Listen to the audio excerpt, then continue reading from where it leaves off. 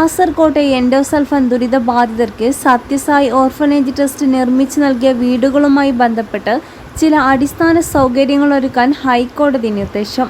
വീടുകളിരിക്കുന്നിടത്ത് മിന്നൽ രക്ഷാചാലകമടക്കം സംവിധാനങ്ങൾ ഒരുക്കാനും താമസക്കാർക്ക് ആവശ്യമായ ആരോഗ്യ പരിശോധന നടത്താനും മാലിന്യ ശേഖരണത്തിനുമുള്ള സൗകര്യം ഏർപ്പെടുത്താനും ജസ്റ്റിസ് ദേവൻ രാമചന്ദ്രൻ നിർദ്ദേശിച്ചു. ജില്ലാ കളക്ടർ, കാസർകോട് സർക്കാർ ആശുപത്രി അധികൃതർ, തദ്ദേശ സ്ഥാപന അധികൃതർ എന്നിവർക്കാണ് നിർദ്ദേശം നൽകിയിരിക്കുന്നത്. കോടതി ആവശ്യപ്പെട്ടതിനെ തുടർന്ന് കളക്ടർ ശേഖരൻ കോടതിയിൽ ഹാജരായിരുന്നു. 6 വീടുകൾ അനുവദിക്കുന്ന കാര്യത്തിൽ നടപടി സ്വീകരിക്കുന്നില്ല എന്ന് ഉപഹർജിയിൽ സത്യസായി ഓർഫനേജ് ട്രസ്റ്റ് പറഞ്ഞു. ശാരീരിക വെല്ലുവിളികൾ നേരിടുന്നവരാണ് താമസക്കാരിലേറെയുമെന്നതിനാൽ വീൽചെയർ ഉപയോഗിക്കാൻ കഴിയുന്ന റോഡ് എന്നതുൾപ്പെടെ ആവശ്യങ്ങൾ നിലപാട് അറിയിക്കാൻ കോടതി നിർദ്ദേശിച്ചു.